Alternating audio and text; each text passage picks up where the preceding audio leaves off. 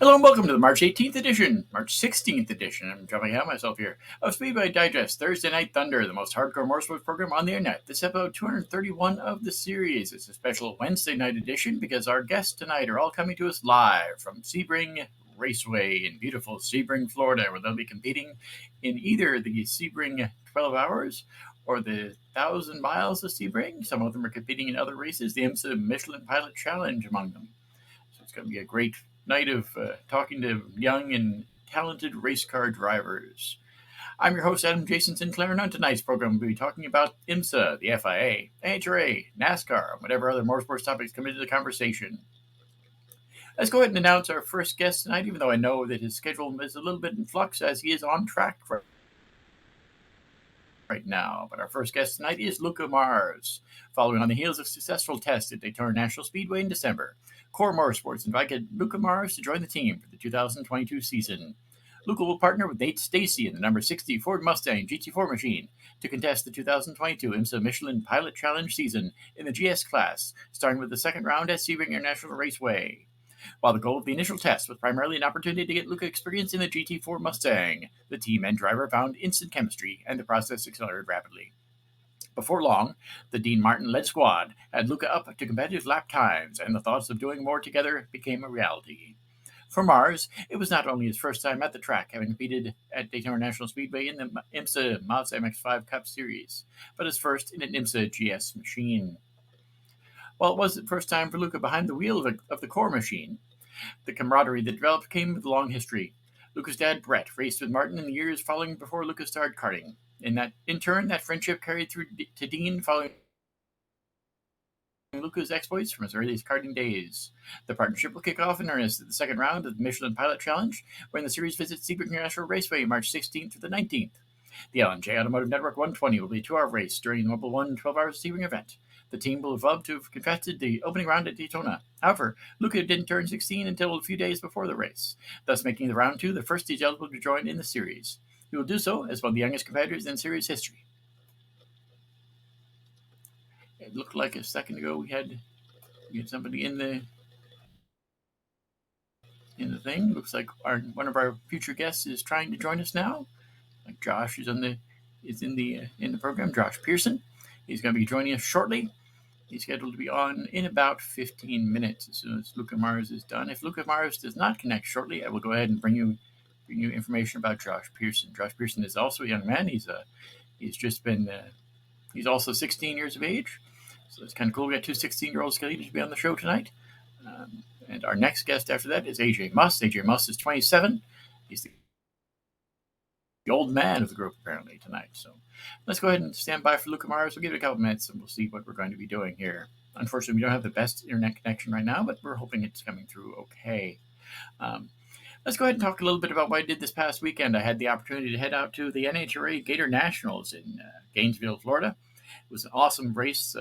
Great conditions there on Sunday. The conditions on Saturday afternoon weren't the best.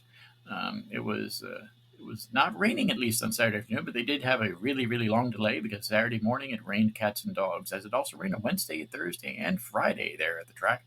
So it was a really, really wet track.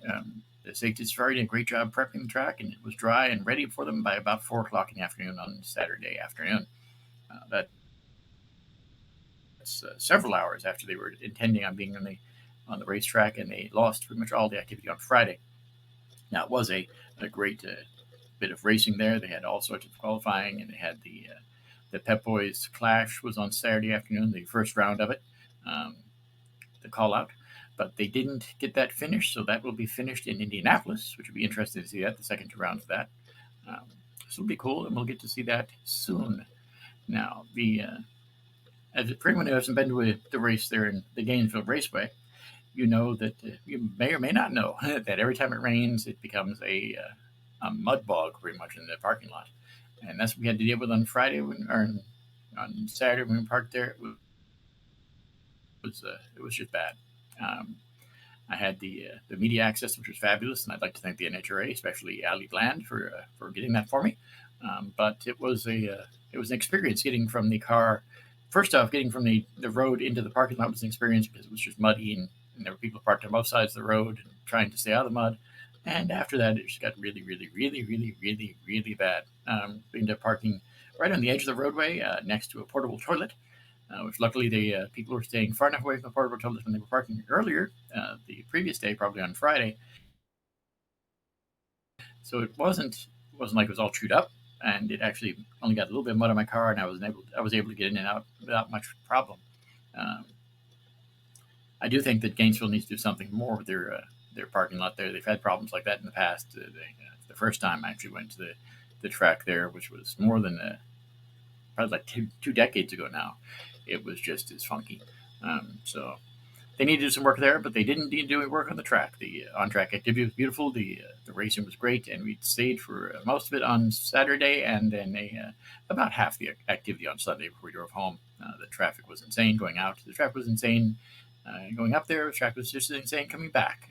I-75 is a pain to drive on, but we'll go ahead and see how that goes. Maybe next year we'll try again. I don't know. It was a 6-hour plus drive up to Gainesville from beautiful sunny South Florida here. Um, and it was really, really cold there on Sunday morning. Probably the last big cold front of the year, which is why the weather was so bad. But it was like 30 degrees there on Sunday morning. And some of you around the country are saying 30 is nothing, but 30 is really, really cold here in Florida, especially considering 79 degrees today. So that's just how it goes. But again, I had a great time there at Gainesville. You can check out SpeedwayDigest.com in the racing news section for more information about the race. I'm going to be posting that probably tomorrow. I haven't posted much this week because I've just been really, really busy. So go ahead and post that tomorrow. We'll see how it goes. We are still saying bye for our first guest, Luca Mars, who unfortunately, or fortunately, I suppose, had a little bit of extended thing there in Sebring. He was going to be doing a track walk at 5:50 or something this evening. So I don't know if he's still walking the track or what the deal is there, but we'll go ahead and see if we can move on in the show here. Hold on 1 second, if you would.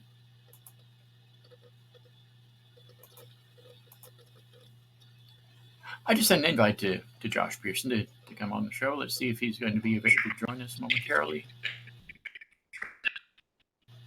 Standing by. Hey, Josh, how you doing?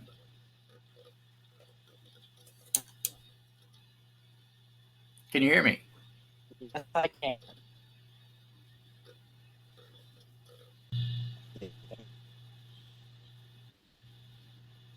Hello, our next guest this evening is Josh Pearson at Sebring. Josh will be racing for both PR1 in the Sebring 12-hour and United Autosports for the 1,000 miles of Sebring.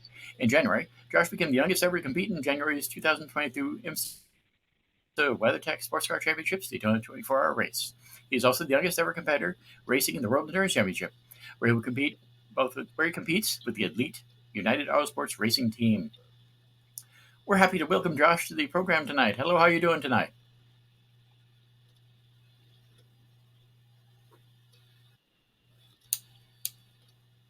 Good, how are you? No, Josh Pearson is there, but I cannot hear a word he's saying. Really bad connection.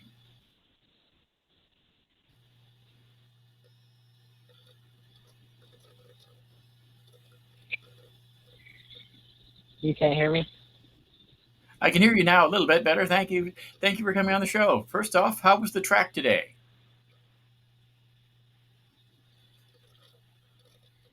Oh, great. I think we're on P1 in session, and it'll just be a play into P3 4. Okay, this is a really scary connection. Let's go ahead and give it a second. Let me try something here.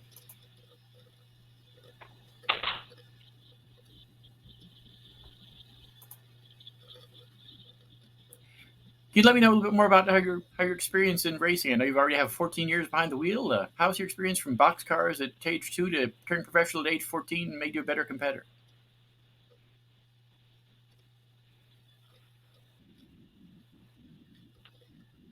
Well, I think overall the experience is something, from car you slowly pace and build up your career. So it looks like I'm definitely in a category I made the most wouldn't be. It's not that it's a failure or that I got lucky. I happen to know the right people, which ended up getting the P2 complex that I have now at Phenom. I think overall, from young age, you get used to the track, everything, you build up some skill. And that's where I am now. Can you tell us a little bit more about your work that you do in the fight to end Alzheimer's?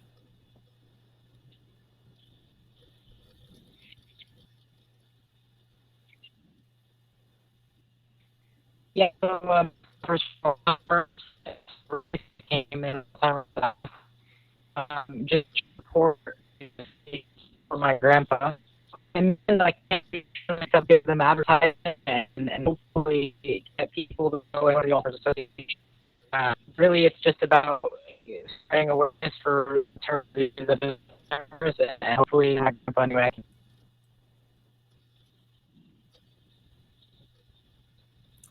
And my final question for you this evening, where do you see yourself in 5 years?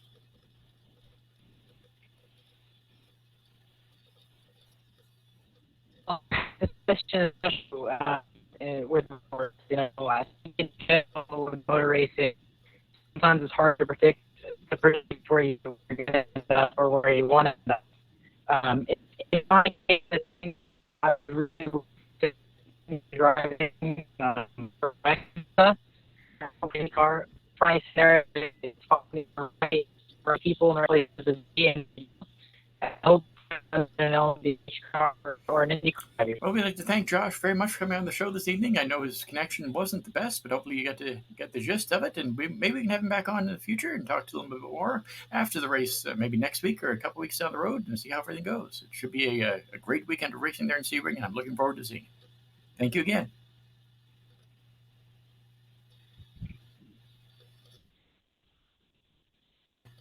Thank you.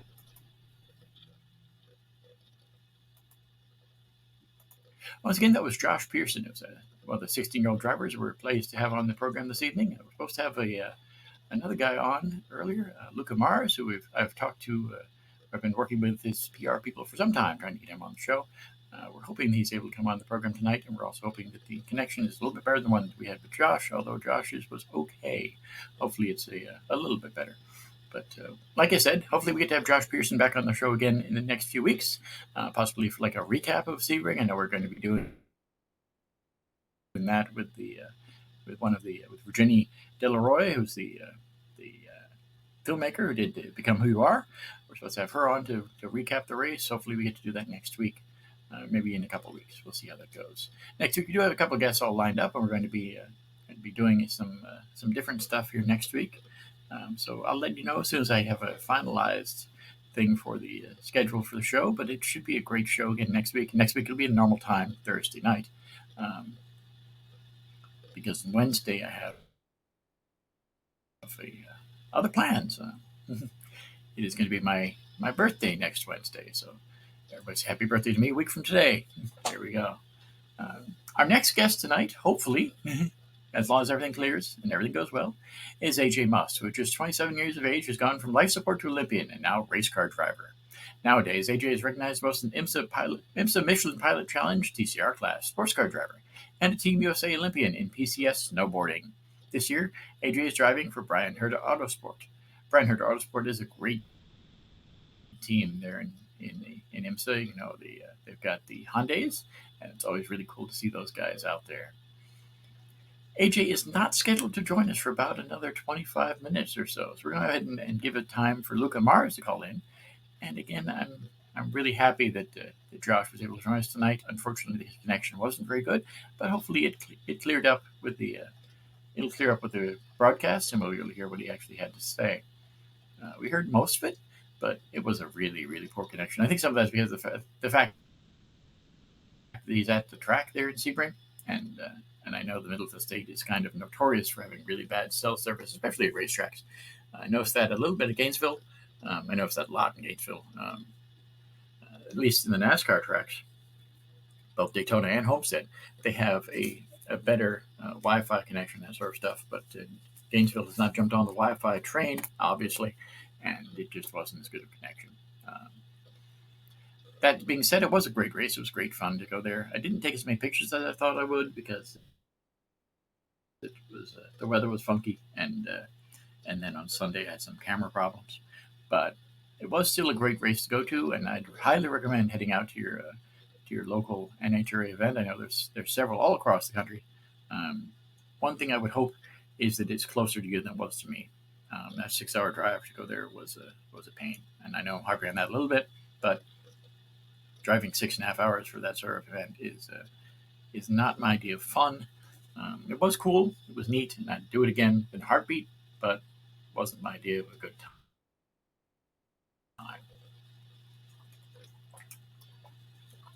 Once again, we are standing by for our next guest this evening, AJ Muss, who's going to be joining us. Excuse me. Tried not to do that. Okay. AJ will be joining us shortly, and we're looking forward to talking to him.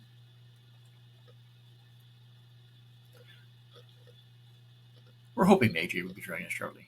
Let's put it that way, because AJ did have there was a little bit of a connection issue there with the Evite from Podbean going to his email, and I don't know if he's going to be able to get it. I know that his manager has received information from the PR person, so hopefully he's able to be on the show this evening. Now, this is one of those sort of nights where I wish I had a co-host on tonight. I know Mykkal Mulalley-Kapalo there is busy with some medical issues. If you follow her on Facebook, you'll know what she's dealing with right now. But if you don't, I'll let her tell you. She should be back on the show shortly. She is currently dealing with some stuff, though. She'll be back on the show sometime. I hope sometime this month. I'm not totally positive about that, but that's just how it goes. As I say, it was a great time there in Gainesville, and this weekend we're going to be going up to Sebring, at least for Friday. I don't know about Saturday. The weather forecast keeps shifting. It's Florida in the late winter, early springtime, and things keep changing. Originally, the forecast for Sebring was great. It was a nice clear the whole weekend. Now it looks like it might rain on Friday. It also looks like it might rain on Saturday, and that changes everything. I know that Josh there is probably not looking forward to racing in the rain at the 1,000 miles of Sebring on Friday. It will be interesting to see how that goes. I have never actually seen. Actually, it's been a long time since I've seen the WEC guys out on track. I've never. It was actually Sebring that I've seen them there before. Both the supercars as well as the current generation of prototypes, but it's been a long time since I've seen the prototypes out there. So it'd be cool to see that. And I was looking forward to it last year, but last year just didn't happen to work out. COVID and everything about the past couple of years just didn't allow the FIA WEC to travel to Sebring, which is unfortunate, but they're there this year, and it'll be cool to see them. They've got 3 hypercars there: the Toyota, the Glickenhaus, and the Alpine. I know the Alpine was the fastest there in practice today, so that was kind of cool to see that. For those of you who are out there at the track, I'm very happy that you chose to listen to this here. Hopefully you're hearing me better than I heard Josh, but we'll see about that. I know that Vicky Miller, who came on and helped us review the Rolex 24 Daytona, is out there at the track today. She posted a few pictures on her Twitter page, so be sure to check her out there. Vic loves racing. Be sure to check that out. I know there's also some Lanky Turtle there who posted a video already of the FIA WEC practice. Check that out on YouTube. I've gotten to talk to him, I believe, one time when he was there with Kinky Mech. So that was kind of cool. That was again several years back. So I'm looking forward to the race at Sebring. I'm not looking forward to the drive, and that's why I'm not driving this time. I'm sitting in the passenger seat and riding up the road to Sebring. So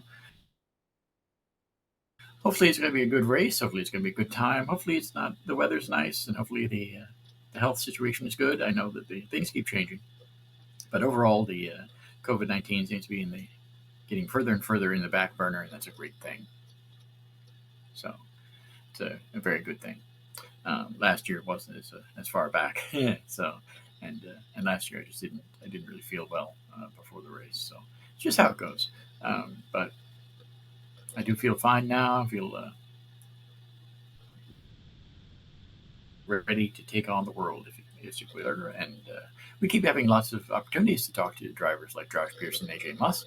People actually reaching out to us and be on the show. And if you'd like to be on the show in the future, we'd love to have you. Are you a race car driver, crew chief, pit member, track owner? Maybe you're just a huge fan of the sport. Contact us to get your spot on the show. After all, you deserve your 50 minutes fame, and we'd love to hear from you.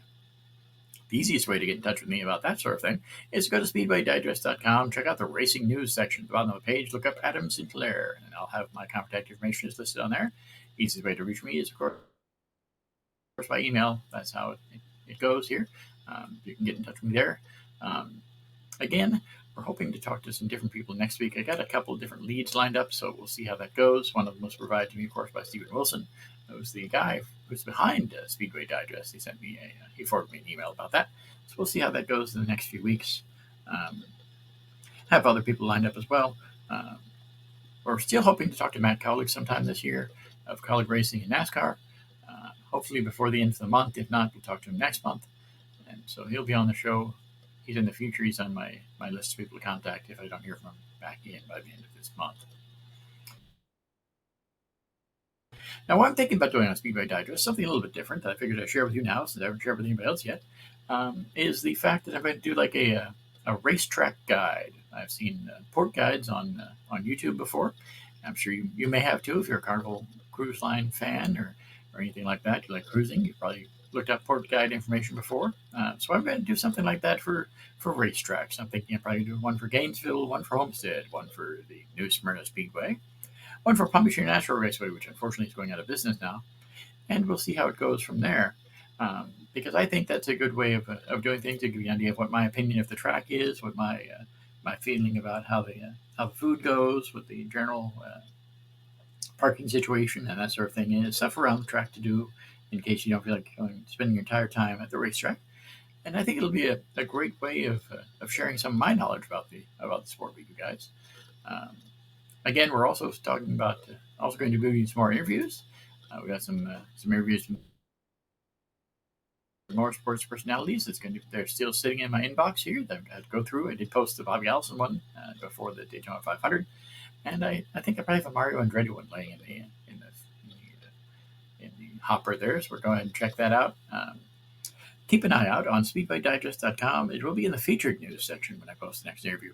So be sure to check that out. I don't know if I'll do it today or tomorrow, or Thursday, maybe Friday, probably not today. So we'll see how that goes. Again, that's my plan to post some more interviews. I'm also, as I stated, working on a racetrack guide. I think my first one will probably be Gainesville, just because it was the latest track I've been to. I might even do some road courses, street course type things. I've been to the Grand Prix of St. Petersburg, which is pretty awesome. And I think that's an interesting track. It has some ups and downs, so that'll be interesting. In South Florida racing news, in addition to the fact that Palm Beach International Raceway is probably going out of business, I think that's been covered pretty well in this show and on local news stations. They have their big grand finale type thing. They're on the 23rd of April. That will be hosted. The Grand Marshal there will be Big Daddy Don Garlett, so we got to see this weekend at the NHRA event. So that was kind of cool. We'll get to see him there in April 23rd at Palm Beach International Raceway. So be sure to check out their information at racepbir.com. That's the website for Palm Beach International Raceway. And again, the race is scheduled there for April 23rd. In May, there's the Formula One race in Miami. It's going to be taking place. I did just download the tickets for the Fan Fest there in Miami for the Formula One race. So I'm looking forward to that. I was hoping to get tickets to go see the race because I did have a past FIA credential there from the Formula E people. However, it just didn't seem to work out yet.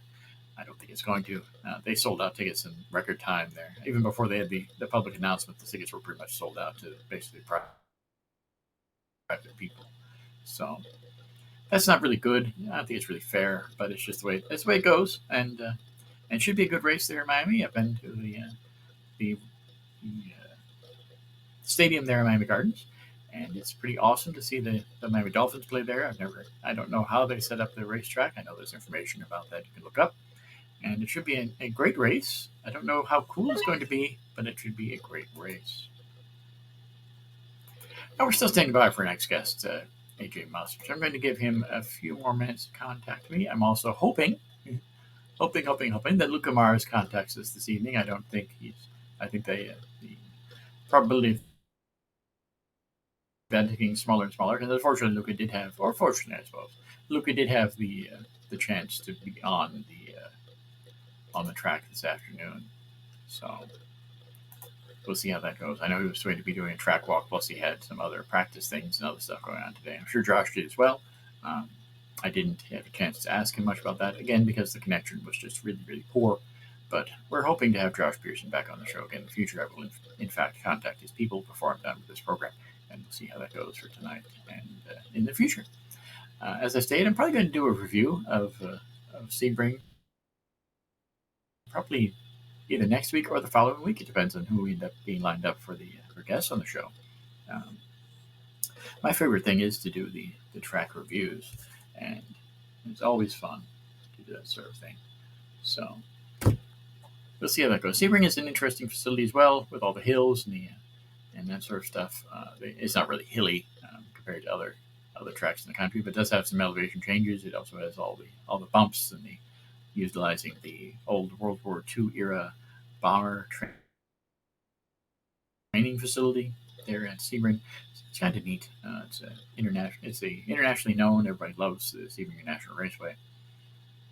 Honestly, it's not my favorite track in the world to go to, but it is a great track to visit. I think the 12 hours is slightly overrated in terms of that sort of thing, because there's just too many people there for the 12-hour race most of the time. But when we went to the SRO race in the fall last year, that was awesome, because there was very few people, but it was a great way to get around. You could see things that you couldn't see when there's too many people there. The same sort of thing, we went to the Brazilian race there that was a few years ago. We were standing shoulder to shoulder with Nelson Piquet Jr., who was a former guest in this program. So that was kind of cool to see that. It's always different when there's less people at a facility like that. So I had a thing pop up in my Facebook memories the other day. Speaking of that, about the Grand Prix of Miami, when they had the IMSA race down there. One of the last times when it was actually free and you were able to just go down there and wander around. It was an evening race. Able to get a parking spot really, really close and wander around there. That was kind of cool. That was back in the Grand Am days. I'm sure that people like Vicky Miller, again, who's at the track there in Sebring, probably remembers that. So that was neat, and that was an awesome thing to get to wander around when there's nobody at the track. That kind of is sort of the experience of some of the media things I get to do with Speedway Digest. At the NHRA event, for example, we had the full media access. We had to hang out a little bit in the media center.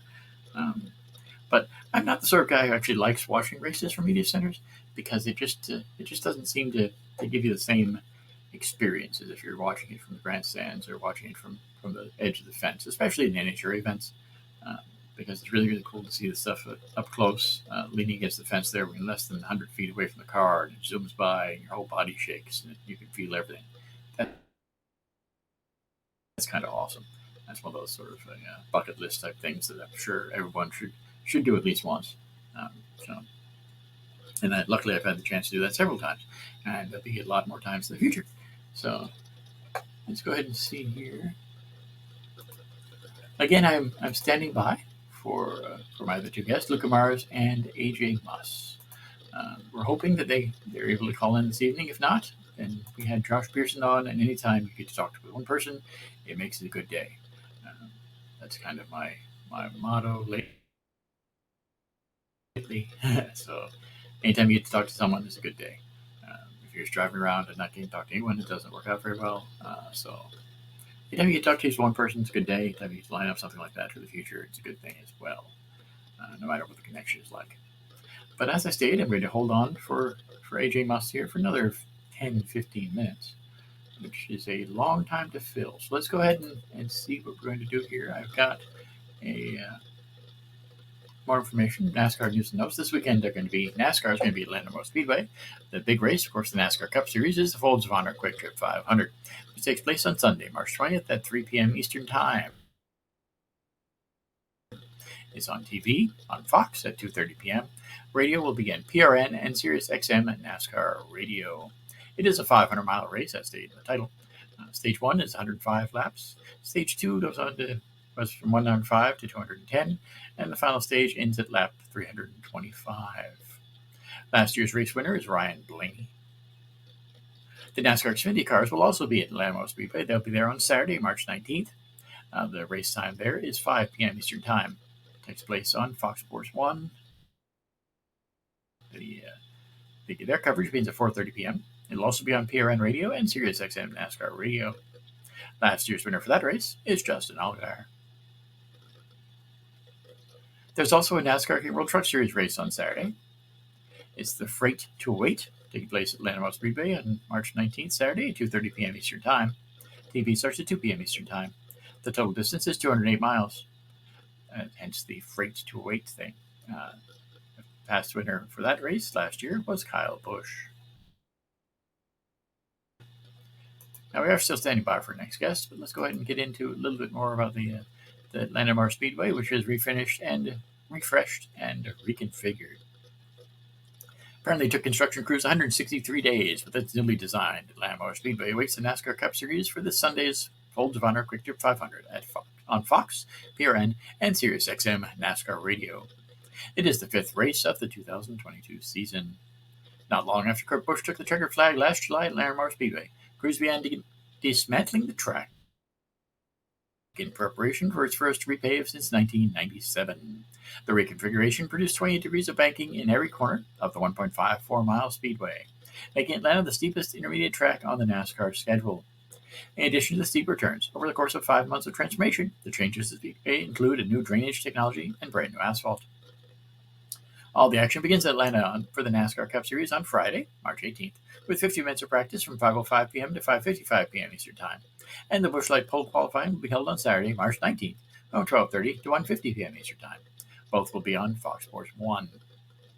There are many unknowns in how this weekend's racing will play out, but all indications are pointing to super speedway-style racing that has been seen at Daytona and Talladega.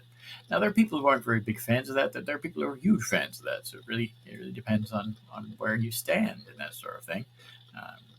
Personally, I think the best races at Daytona are the road course races, things like the 24 Hours, or of course the truck race they ran last year, the Cup race they ran on the Roval as well.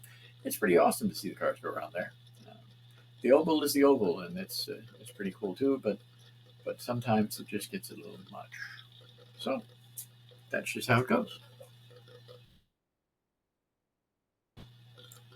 There's a long history of NASCAR at Atlanta Motor Speedway. They have a 62-year-old history, to be exact. Originally called Atlanta National Raceway, the track was then a 1.5-mile paved speedway and hosted its first NASCAR Cup Series race on July 31st, 1960. The event was won by NASCAR Hall of Famer Fireball Roberts from the pole position in the 1960 Pontiac. This last year was not the first time Atlanta has undergone a reconfiguration. The track was remeasured into 1.522 miles in the spring of 1970. Renamed Atlanta Motor Speedway in 1990, track layout was reversed and the track was reconfigured to 1.54 miles between the two races in 1997. From 1960 to 2010, Motor Speedway hosted multiple NASCAR Cup Series races during each season. Starting in 2011, the series began only visiting Atlanta once a year. Last season marked the first time since 2010 the series visited the facility more than once a season.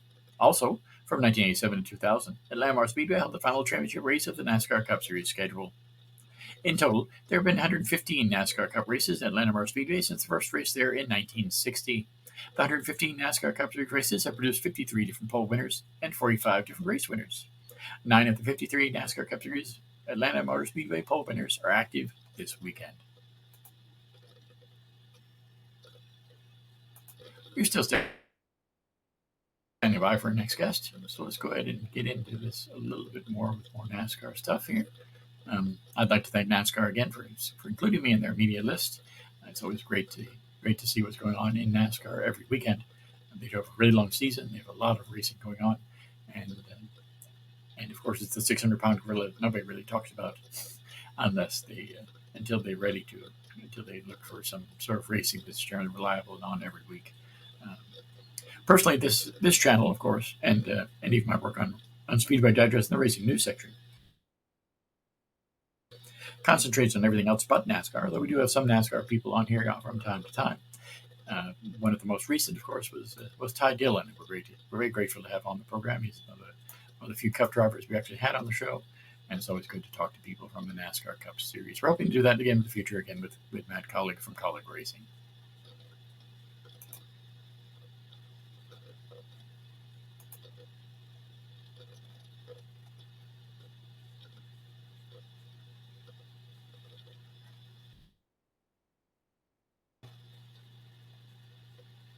In the first 4 races of the 2022 NASCAR Cup Series season, the fans have seen 4 different pole winners, 4 different race winners, and 3 different driver point standings leaders.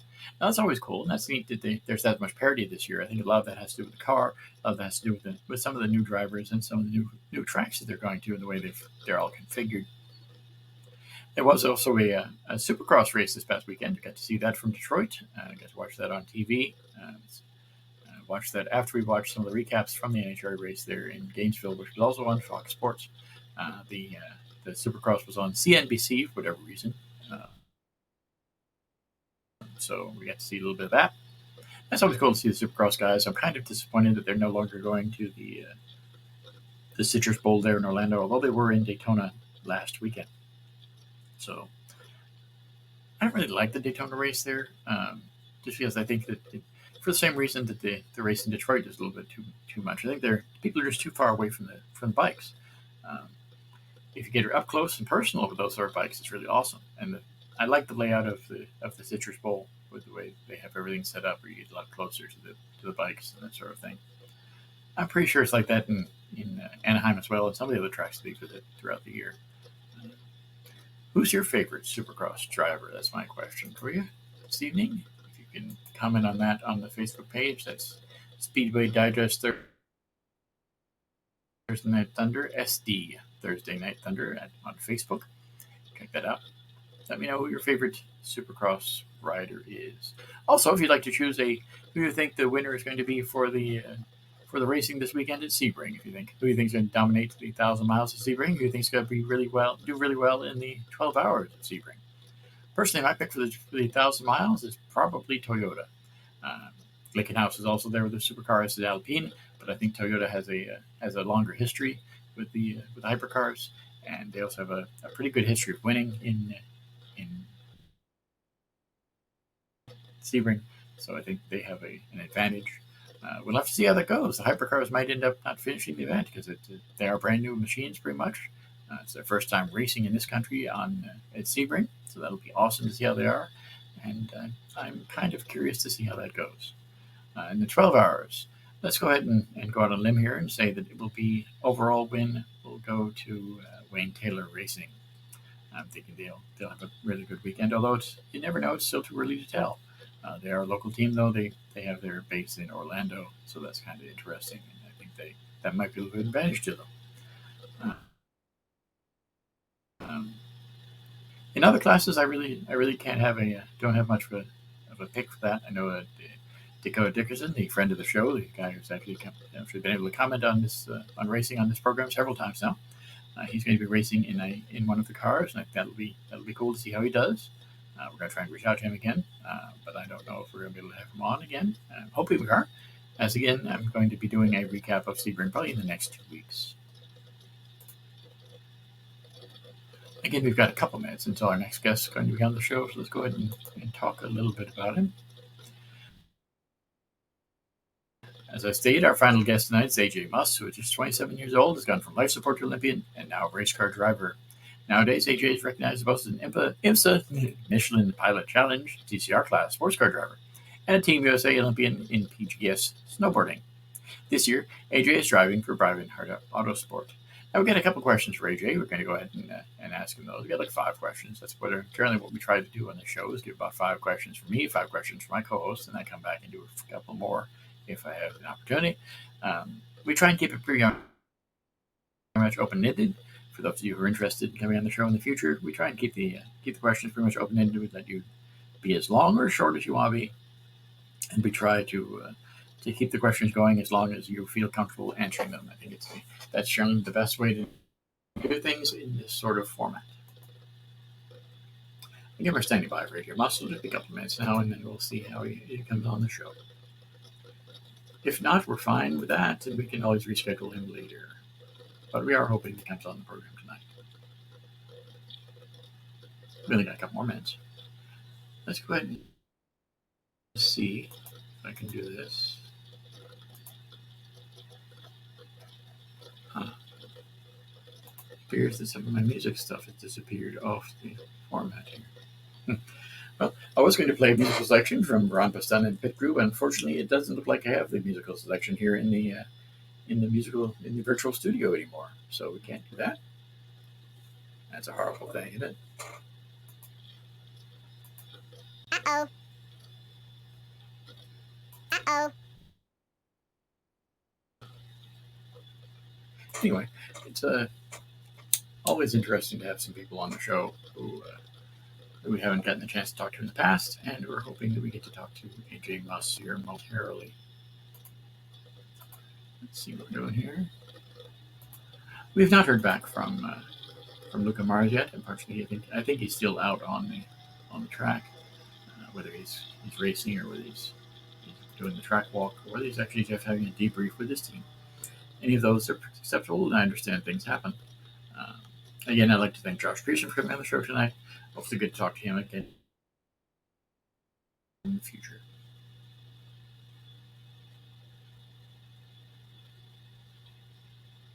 Now, it should be a good time to. Should be a great year for auto racing. It's been fun so far.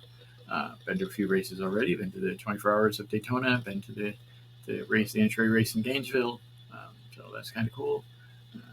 We're looking forward to other races as well throughout the year. Didn't get a chance to go to St. Petersburg this year. Didn't get a chance to see the SRO guys in Sebring the first time they're going to be there. They will be there again in the fall. So it's all different things going on. It's kind of cool. Trans Am there in Sebring as well. That was going on the weekend that I was on the cruise. So all sorts of stuff going on in motorsports here in Florida in the springtime. And it sometimes just becomes difficult to get to as many things as you want to get to.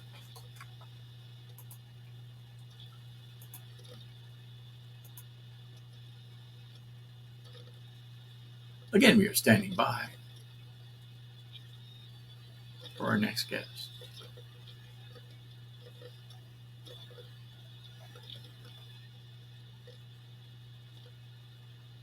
For those of you who haven't had the chance to, I'd like to recommend you check out the IMSA Sports Car Championship group on Facebook.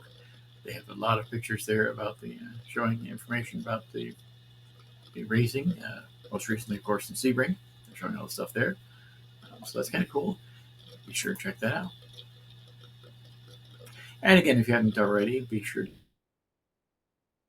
to go to speedwaydigest.com. Check out my stories there in the racing news section. Also, check out the Speedway Digest on Facebook, as well as this show on Facebook.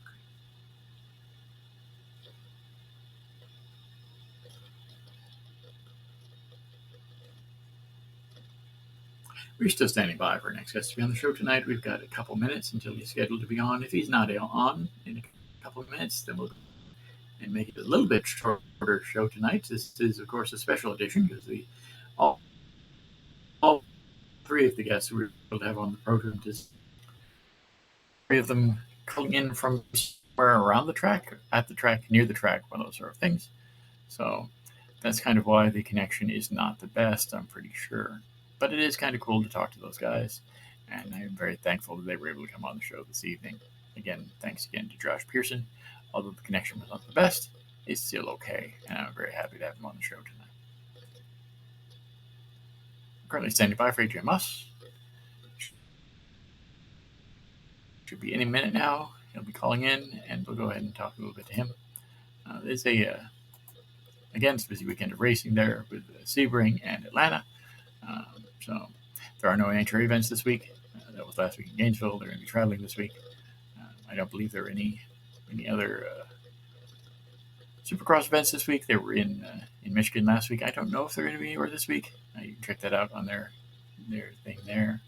So we'll see if they end up having anything on there.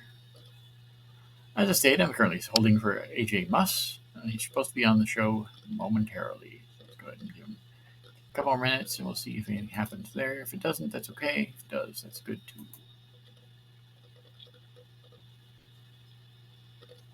AJ Muss, of course, is a guy who competed in the Olympics in snowboarding, so that's kind of cool. It has a connection to this past year. I know he didn't. I don't think he competed this year in Beijing, but was there 4 years ago in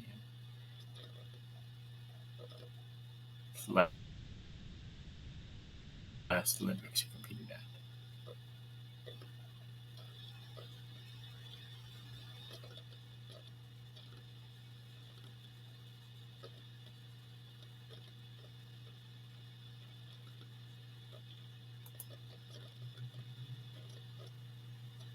Again, we're standing by for AJ Muss tonight. We've got a couple more minutes. We're going to go ahead and give him, and then we'll go ahead and close out the show for this evening.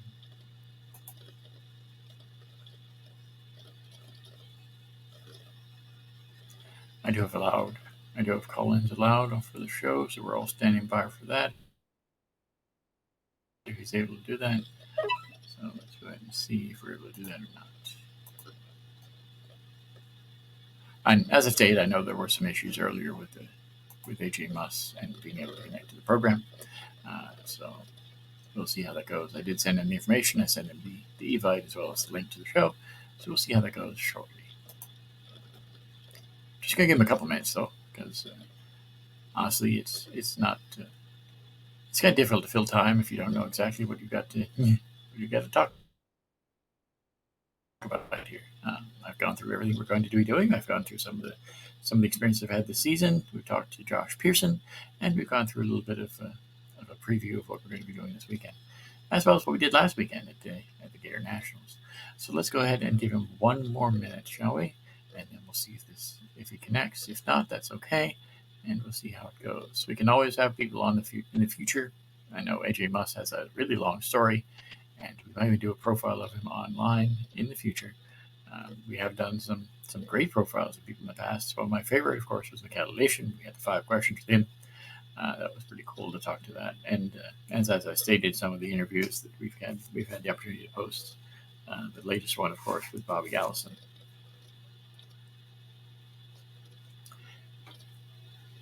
And with that, we're going to go ahead and end the program this evening. I'd like to thank all of you for joining us tonight. Be sure to check out past episodes of Thursday Night Thunder, as well as the shows on the Speedway Digest Radio Network at speedwaydigest.podbean.com. You can also check out the show on Facebook by searching for Speedway Digest Thursday Night Thunder in the search bar. Also invite you to read the articles covering all aspects of motorsports at speedwaydigest.com. In addition, if you're a fan of South Florida and who isn't, be sure to check out the latest news and information about our slice of paradise at my blog site, Warplum's Fantastic Finds, which we found on Facebook, on Twitter, and by heading to forwarplumsfantasticfinds.wordpress.com. That's FABORPLUMBS, fantasticfinds.wordpress.com. Thank you for listening. We look forward to seeing you again next week in the Thunderdome as we discuss the major issues in the world of modern auto racing. Have a great night, and thank you for joining us for this special Wednesday night edition.